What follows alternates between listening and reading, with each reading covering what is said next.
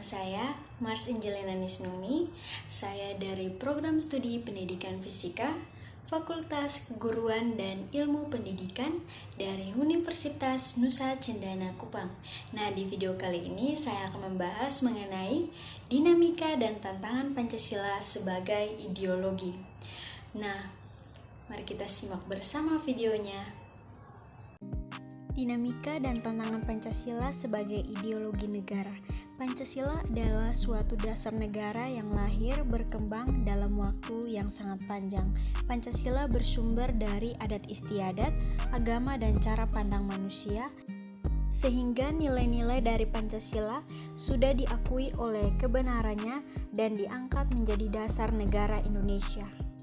Jepang menjajah Indonesia kurang lebih 3,5 tahun yang awalnya Jepang membuat kebijakan politik yang dimaksudkan agar bangsa Indonesia termasuk salah satu kekuatan Jepang. Jepang membuat PPUPKI pada tanggal 1 Maret 1945. Melalui badan bentukan Jepang inilah para pemimpin Indonesia merancangkan sebuah dasar negara.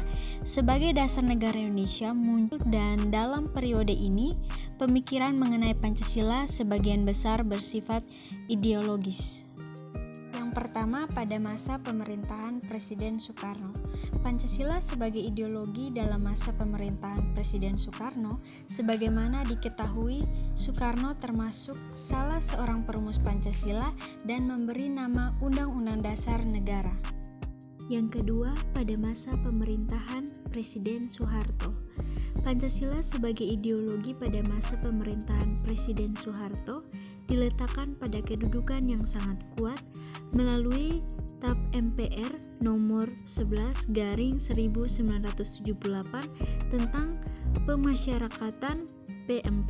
Pada masa Soeharto ini pula ideologi Pancasila menjadi asas unggul bagi seluruh organisasi politik pendidikan Pancasila di perguruan tinggi. Yang ketiga, pada masa reformasi. Pada masa reformasi masih mengalami pasang surut, yakni enggannya para penyelenggara negara mewacanakan tentang Pancasila, bahkan berakhir pada hilangnya di kurikulum nasional. Tantangan Pancasila sebagai ideologi negara. Sejalan dengan berjalannya sebuah negara Indonesia, ideologi Pancasila yang terbentuk mengalami ujian dan dinamika dari sebuah sistem politik.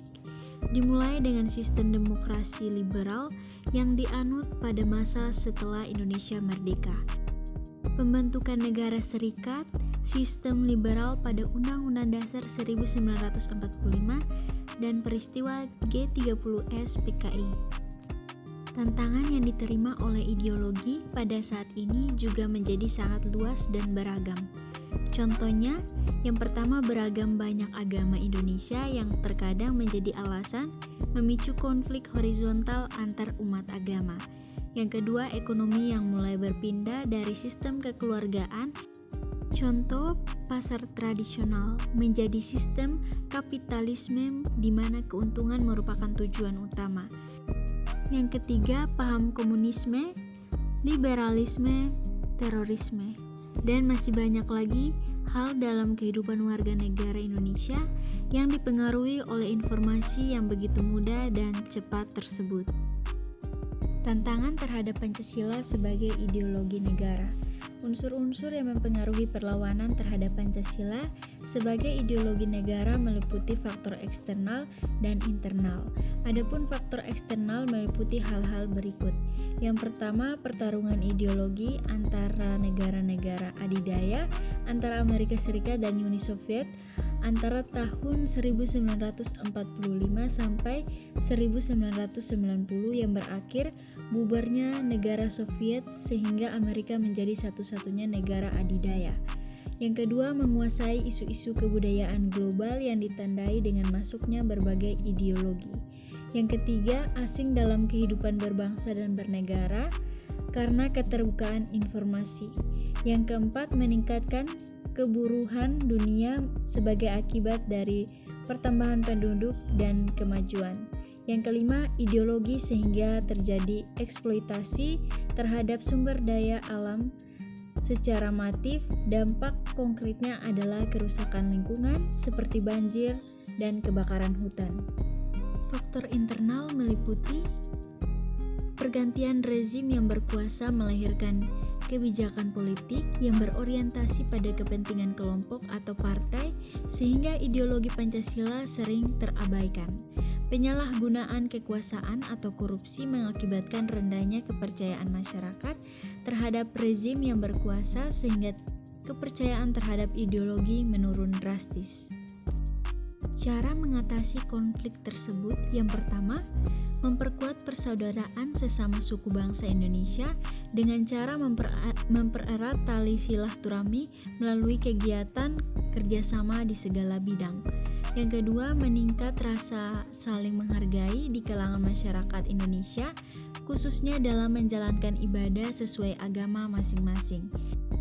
Yang ketiga, tidak mudah emosi, tidak menyimpan dendam kepada orang lain, bersikap sopan dan santun dalam bertindak dan bertutur kata. Yang keempat, menumbuhkan sikap gotong royong dalam kehidupan bermasyarakat.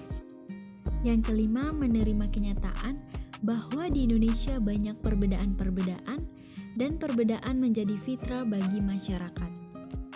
Yang ketiga, pada dimensi hakikat Pancasila.